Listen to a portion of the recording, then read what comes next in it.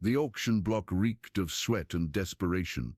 Thomas Calloway stood at the back of the crowd, his weathered hands gripping his hat brim as the auctioneer's voice echoed through the dusty square. Slaves, servants, and debtors shuffled forward one by one, souls reduced to currency in the dying days of 1869. "Next up, we got ourselves a peculiar case," the auctioneer bellowed, wiping his brow. "Young woman, maybe 16, 17. Been passed around 3 families already. Won't speak, won't work proper. Starting bid, $5. The crowd murmured with disinterest. Thomas squinted through the harsh afternoon sun as a slight figure was pushed onto the platform. Her dress hung in tatters, dark hair matted against her face, but something about the way she held herself, straight-backed despite everything, made his chest tight. $5, someone called out mockingly. "I wouldn't pay 2 for damaged goods." The girl's head snapped up at the voice, and Thomas saw her face clearly for the first time. His world tilted. Those eyes, green as prairie grass after rain, hadn't changed in 8 years. The small scar above her left eyebrow earned falling from his father's apple tree. The stubborn set of her jaw when she was angry or afraid. Emma Cartwright. His Emma. $10, Thomas heard himself say, his voice cutting through the crowd's laughter. The auctioneer looked surprised. "We got 10. Anyone for 15? Silence stretched like a held breath. Thomas's heart hammered against his ribs as Emma's gaze found his across the square. Her lips parted slightly, and he saw the exact moment recognition hit her, saw the way her entire body went rigid, saw the tears she refused to let fall. "Going once, going twice, 20, Thomas called out, though he only had $23 to his name. The auctioneer's gavel came down with finality. "Sold to the gentleman in the back." As Thomas pushed through the crowd toward the platform, counting out his precious bills with shaking hands, Emma never took her eyes off him. When he reached her, she stood slowly, her movements careful and controlled. "Come on," he said quietly, offering his arm. She looked at him for a long moment, those green eyes searching his face as if memorizing every line and scar time had carved there. Then, in a voice so soft only he could hear, she whispered, "You promised me once." The words hit him like a physical blow, because he remembered. God help him. He remembered exactly what he'd promised. They walked in silence through the dusty streets toward Thomas's modest homestead on the outskirts of town. Emma's bare feet made no sound on the packed earth, and she kept her eyes fixed straight ahead, but Thomas could feel the weight of unspoken words between them like a storm building on the horizon. His small cabin sat lonely against the vast Texas sky, surrounded by nothing but scrub brush and the skeletal remains of dreams that had died with the war. Thomas pushed open the door and gestured for Emma to enter first, a gesture that felt both natural and strange after 8 years of separation. "It ain't much," he said, suddenly seeing his home through her eyes. The sparse furniture, the cold fireplace, the single bed pushed against the far wall. "But it's safe." Emma turned to face him, and for the first time since the auction block she spoke above a whisper. "Is it?" Her voice carried an edge that made his stomach clench. "Because last time you promised me safety, Thomas Calloway, I ended up watching my father swing from a rope." The accusation hung in the air like smoke. Thomas set his hat on the rough-hewn table, his hands suddenly unsteady. "Emma, what happened to your family? That wasn't supposed to what?" She stepped closer, and he could see the fire that had always burned in her, the spirit that no amount of suffering had managed to break. "My father died because he trusted your word, because he believed you when you said the Underground Railroad route was safe, because he thought Thomas Calloway, the boy who carved our initials in the old oak tree, would never lead him into a trap. It wasn't a trap." The words came out rougher than he intended. "I never meant for anyone to get hurt. The information was good, Emma. Someone must have what?" Her laugh was bitter as winter wind. "Betrayed us, sold us out. It doesn't matter who, Thomas. What matters is that you gave your word, and people died because of it." Thomas sank into a chair, the weight of 8 years' worth of guilt settling on his shoulders like a lead blanket. I looked for you afterward, for months, your mother, your brothers, dead. The word dropped between them like an executioner's axe. All of them, except me. She wrapped her arms around herself, and Thomas saw the child she'd been peeked through the armor she'd built. And maybe I should be grateful that someone thought I was worth buying, even if it was only for $20. The cruelty in her voice was designed to wound, and it did. But beneath it, Thomas heard something else, a pain so deep it had no bottom, a loneliness that matched his own. Outside, horses thundered past the cabin, and Thomas caught sight of 3 riders through the window. His blood chilled as he recognized the lead man's profile. Marcus Webb, the town's self-appointed moral authority, and the same bastard who'd led the raid on the Cartwright farm 8 years ago. Webb's voice carried through the thin walls. Heard Tom Calloway bought himself some company today. Might be worth checking on, seeing as how he's got a history with troublemakers. Emma's eyes met Thomas's, and in that moment he saw she'd heard too. The sound of boots on his porch came like thunder before a storm. Thomas moved quickly to the window, peering through the gap in the curtains as 3 silhouettes took positions around his cabin. Marcus Webb stood front and center, his hand resting casual-like on his gun butt, a gesture that fooled no one who knew the man's reputation. Thomas Calloway, Webb's voice boomed across the evening air. Come on out. We need to have ourselves a conversation about your recent acquisition. Emma had gone perfectly still beside the table, but Thomas could see the rapid rise and fall of her chest. 8 years had passed, but some fears never faded. The memory of her family's screams still echoed in both their minds. What do you want, Webb? Thomas called back, not moving from the window. Just want to make sure you understand the rules, is all. See, word travels fast in a small town, and some folks are wondering why you'd pay good money for a girl with such a troubled history. Thomas felt Emma flinch beside him, her hands clenched into fists, and when she spoke, her voice was barely audible. He knows who I am. Maybe, Thomas whispered back, or maybe he's just fishing. Calloway, Webb's patience was wearing thin. I'm not getting any younger out here. You gonna make me come in there and drag you out? Through the window, Thomas could see Webb's companions, Jake Morrison and Bull Thompson, 2 men who'd never met a problem they couldn't solve with violence. Both had their rifles ready, though they held them loose and easy, like men confident in their superiority. Give me a minute, Thomas called out, then turned to Emma. There's a root cellar beneath the floorboards by the bed. The entrance is hidden under that loose board. No, Emma's voice cut through his words like a blade. I'm done hiding, Thomas. I'm done running. She moved toward the door, her chin raised in defiance, and Thomas caught her arm. Emma, you don't understand. Webb was there that night. He led the men who,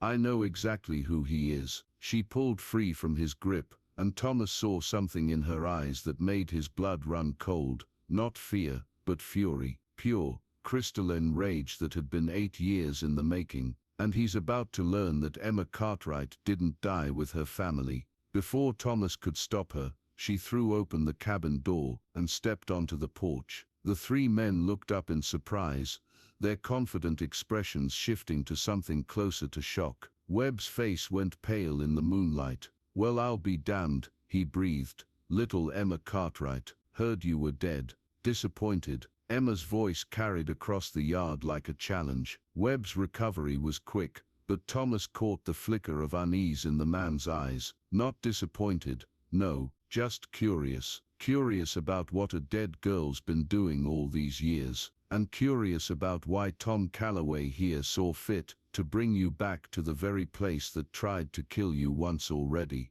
Emma took another step forward, moving to the edge of the porch. Maybe because some promises are worth keeping, even if they come 8 years too late. The words hung in the air like smoke from a gun barrel, and Thomas realized with growing dread that Emma wasn't planning to run or hide. She was planning to fight. Webb's laughter cut through the night air like broken glass. Promises, that's rich, coming from the daughter of a traitor. He spat in the dirt, his earlier unease replaced by familiar cruelty. Your daddy got exactly what he deserved, girl. Should have known better than to trust a Calloway. Emma's hands trembled, but not with fear, with barely contained rage. My father trusted the wrong man, that's true enough. But he died believing in something bigger than himself. What's your excuse for living, Webb? The insult struck home. Webb's face darkened, and his hand moved closer to his gun. Careful, girl.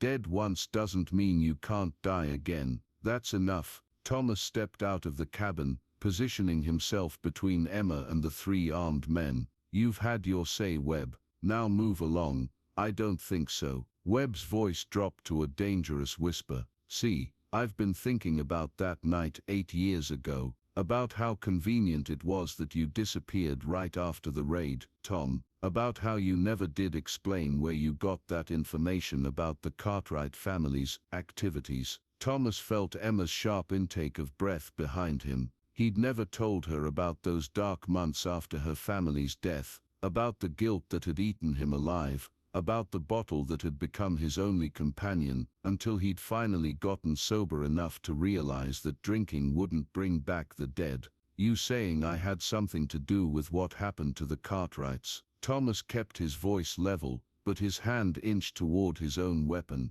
I'm saying a lot of things stopped making sense that night, and now here you are, buying back your old sweetheart like she's a prize heifer. Webb's grin was all teeth and malice. Makes a man wonder what other secrets you two might be hiding. Emma stepped forward, her voice cutting through the tension like a prayer. Thomas, she spoke his name softly, and when he glanced back at her, she held out her hand. In her palm lay a small object that made his heart stop. His father's pocket watch, the one he'd given her the night before everything went to hell, the night he'd promised to come back for her, to take her somewhere safe. She'd kept it all these years, through everything, slavery, abuse, loss and pain that would have broken a weaker person. You kept it, he whispered. I kept the promise too, she said, her voice steady now. Even when I hated you for what happened, even when I thought you were dead, or worse, I kept believing that someday, you'd remember what you owed. The watch caught the moonlight as she pressed it into his hand, and Thomas felt 8 years of guilt and regret shift into something else. Not forgiveness, exactly, but understanding. She'd survived not just for herself, but for this moment, for the chance to see if the boy who'd loved her was still alive somewhere inside the man who'd bought her freedom. Webb and his men exchanged glances, clearly confused by the intimate moment playing out before them. But Thomas barely noticed them anymore. All he could see was Emma, standing proud and unbroken despite everything life had thrown at her. What do you need from me? He asked quietly. Emma's smile was sad but real. What you should have given me 8 years ago. The truth. Thomas looked at the watch in his palm, then up at Emma's expectant face, and finally at Webb and his men. The weight of 8 years' worth of lies and half-truths settled on his shoulders, but for the first time since that terrible night, he felt ready to bear it. You want the truth, Webb? Thomas stepped forward, his voice carrying across the yard. Here it is. I was the one who gave the information about the Underground Railroad route, and yes, I was the one who told you where to find the Cartwright family. Emma's sharp intake of breath cut through him like a blade, but he pressed on. But not for the reasons you think. I found out my own father was selling information to slave catchers. When I confronted him, he told me he'd already given up the Cartwright's location, said it was too late to stop it. Webb's confident expression began to waver. That's not I went to warn them, Thomas continued, his voice growing stronger, but I was too late. You'd already surrounded the farm, so I made a choice, a stupid, desperate choice. I went to you and pretended I was the informant, hoping I could convince you to take the family alive instead of what you actually did. The silence stretched like a held breath. Emma's face was pale in the moonlight,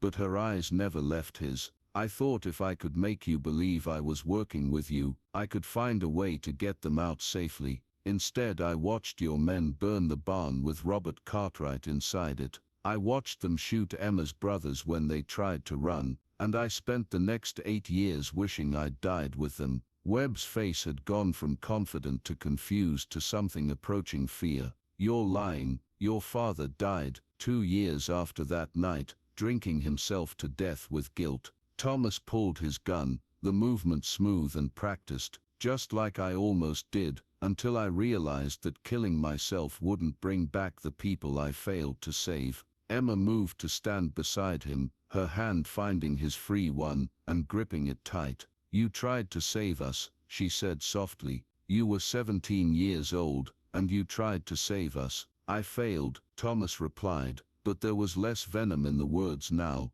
"You tried." Emma turned to face Webb, and Thomas saw the same fire in her eyes that had made him fall in love with her all those years ago, which is more than can be said for the cowards who murdered an unarmed family in the name of justice. Webb raised his rifle, but his hands were shaking. "Enough. I don't care what sob story you're spinning." The crack of Thomas's Colt .45 split the night air. Webb crumpled to the ground, clutching his shoulder and howling. His companions scrambled for their weapons, but Thomas was already swinging his gun toward them. "Next man who moved gets it in the head instead of the shoulder," he said calmly. "Your choice." Morrison and Thompson exchanged glances, then slowly raised their hands. "Now get Webb on his horse and get off my land," Thomas continued, "and spread the word. Emma Cartwright is under my protection. Anyone who has a problem with that can come discuss it with me personally." As the three men stumbled away into the darkness, Emma turned to face Thomas. In the distance the first hints of dawn were beginning to paint the horizon. "So what happens now?" she asked. Thomas holstered his gun and looked down at the watch still clutched in his other hand. "Now I keep the promise I should have kept 8 years ago." He met her eyes, seeing in them not the frightened girl he'd failed to save, but the strong woman she'd become despite everything.